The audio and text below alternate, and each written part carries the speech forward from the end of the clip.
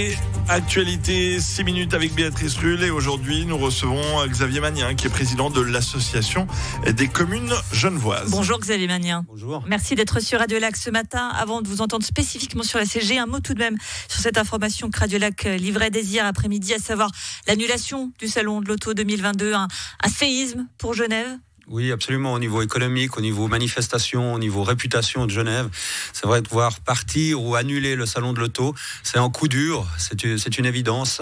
Et on espère que ça pourra rebondir d'une façon ou d'une autre sur l'évolution de la mobilité, sur l'évolution, l'avenir de la voiture. On espère que ce salon puisse se maintenir les années futures. Assemblée générale, donc demain, de l'association des communes genevoises. Venons-en. Est-ce que vous avez un peu d'argent de côté, Xavier Magnien ? Personnellement ou l'association des communes genevoises ? Les communes en général, parce qu'il va vous en falloir, puisque dans le projet de budget, le canton propose que les communes payent 41 700 000 francs pour financer les prestations sociales aux aînés. C'est une coquette somme. C'est une coquette somme pour les communes, effectivement. Les communes sont bien gérées. Ce qui fait que certaines communes, effectivement, ont du bénéfice à la fin de l'année. Ça tient aussi d'un point majeur, c'est-à-dire que nous avons l'obligation de présenter un budget qui est à l'équilibre. Et nous ne pouvons pas avoir un budget déficit, ce qui n'est pas le cas de l'État. Donc à un moment où il y a du non dépensé, on ne peut pas réaliser un certain nombre de prestations. Effectivement, notamment sur les investissements, on a un bénéfice. Ce bénéfice, il attire le canton qui est dans des conditions différentes. Vous présentez un peu comme le prédateur là, de votre bas de laine. Oui, alors absolument. Le canton se positionne comme une 46e commune qui souhaite participer à la péréquation financière, qu'on verse en montant. Et nous sommes immédiatement opposé, c'était déjà en 2018, pour dire il n'y a pas de charge sans compétences. Si le canton veut qu'on prenne en charge un certain nombre de choses, qu'il nous laisse les compétences, nous savons gérer un certain nombre de choses et nous sommes prêts à prendre des compétences et à les payer. On sent bien que c'est un nom clair et définitif sans transfert de charge. Vous menacez même de lancer un référendum si le Conseil d'État persiste avec ce projet de budget. Ça laisse quand même peu de place au dialogue quand on vous sent aussi ferme sur cette question. On est tout à fait ouvert au dialogue. Il y a énormément de sujets sur lesquels on discute. Il y a quand même une grosse menace. Il y a un point de blocage qui est un blocage financier dans l'état actuel des finances de l'État, de trouver d'autres solutions. Faire des réformes structurelles, l'État s'y est engagé depuis plusieurs années, on n'en a pas entendu parler. Faire des réformes qui leur permettent d'économiser ou trouver des sources de financement, il y a quelques échecs au parti de l'État. Et trouver la manne financière chez les communes qui, elles, gèrent sur leur territoire les choses, on trouve ça un peu facile. Et nous menons aussi des politiques publiques pour le bien de la population en termes de proximité. Et nous verrons difficilement partir 40 ou 50 millions, puis plus les années, parce que le curseur peut varier, qu'il soit versé dans les caisses de l'État de cette façon-là. Là, on vient de vous entendre, vous venez clairement de dire que le Conseil d'État ne sait pas gérer sa situation. Vous leur dites quoi faire finalement ? Je leur dis pas qu'ils savent pas gérer. Je leur dis que les communes gèrent bien leur budget et arrivent à des que gèrent moins bien.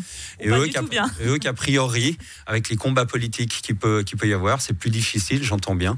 Mais nous arrivons, nous, à nous mettre d'accord et nous faisons des choix clairs et des fois nous faisons des prestations que nous repoussons dans le temps parce que nous n'arrivons pas à équilibrer les budgets. Après les comptes, selon ce que nous donne le canton comme chiffres, parfois on a des bonnes surprises effectivement. Et là aussi on pourrait regarder sur les chiffres que nous donne le canton, savoir si on arrive effectivement à aligner des budgets qui permettent d'utiliser toute la manne financière. Quand on a des bonnes surprises, tant mieux. Le canton est aussi bénéficiaire de ces bonnes surprises puisque c'était un déficit de 800 millions qui était prévu, il est de 400 millions. Ces 400 millions, il faut les mettre en relation avec ce qui a été donné dans le cadre de la pandémie, environ 400 millions. Et en fait, sans la pandémie, on pourrait penser que le canton de Genève aurait équilibré ses comptes. Mais il y a cette pandémie, une période de crise.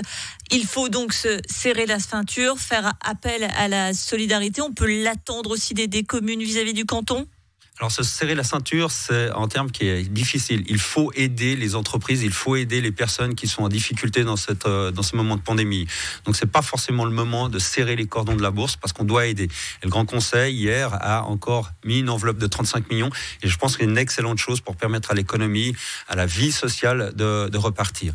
Ce que je dis ici, c'est que le canton prélève ses impôts pour ses prestations, les communes prélèvent leurs impôts pour leurs prestations, et dans la Constitution, il est clairement défini qu'on ne peut pas prendre dans les impôts des autres pour payer ses propres prestations.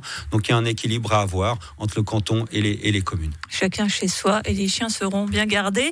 Vous quittez demain la tête de l'association des communes genevoises après ce mandat de 3 ans de bons et loyaux services. Les communes genevoises, est-ce qu'elles ont un véritable poids selon vous à Genève? Quand on voit là typiquement ce qui se passe en ce moment, on sent que c'est un peu tendu. Oui, mais les tensions, c'est normal. On doit discuter de certains sujets. Je vous ai dit, il y a énormément de sujets qui vont très bien, sur lesquels on a avancé. C'est un point qui pose problème, sur lequel on doit se battre, qui attire les médias, parce qu'effectivement, le combat entre institutions s'installe. Ces médias, ils sont toujours là. Mais heureusement que vous relayez un certain nombre de points. Mais il y a énormément de choses qui évoluent. Le groupement intercommunal qui est en train de se créer pour le service incendie, la participation à La Nuit est belle, le 1 million qu'on a versé à la ville de Genève pour l'aide aux sans-abri, la prise en charge de Prosenectut, donc toutes des choses sur lesquelles on a avancé, on a réalisé un certain nombre. Je vous passe parce qu'il y a énormément de choses que je vais présenter aussi demain pendant mon discours. Et là, c'est de pouvoir effectivement sur ce point-là se mettre d'accord au niveau financier. Quand on parle uniquement financier, généralement on n'y arrive pas. Il faut parler projet, il faut parler biens communs pour les habitants et regarder quelles sont les prestations qui sont le plus utiles et à quel niveau elles sont plus utiles pour notre population, pour nos entreprises, pour la vie genevoise. Pour terminer, un mot pour qualifier ces années à la tête de l'association des communes genevoises pour vous, Xavier Magnien. Alors pour moi, c'était extraordinaire. C'était 3 ans où on peut discuter avec tous les magistrats communaux. On discute aussi avec les 7 conseillers d'État. L'ACG est reconnu légalement, c'est l'interlocuteur du Conseil d'État, c'est l'interlocuteur du Grand Conseil dans les textes de loi. Chaque fois qu'il y a un sujet au Grand Conseil qui concerne les communes, nous sommes auditionnés et c'est une période qui permet de porter la voix de la proximité, la voix du terrain au Grand Conseil qui, eux, sont chargés des lois et c'est un moment extraordinaire. Je souhaite à mon successeur, qui sera désigné demain, le même succès et le même plaisir dans cette activité. Un président heureux, celui de l'association des communes genevoises, Xavier Magnien, qui était donc notre invité ce matin. Merci d'avoir été sur Radio Lac ce matin. Merci à vous.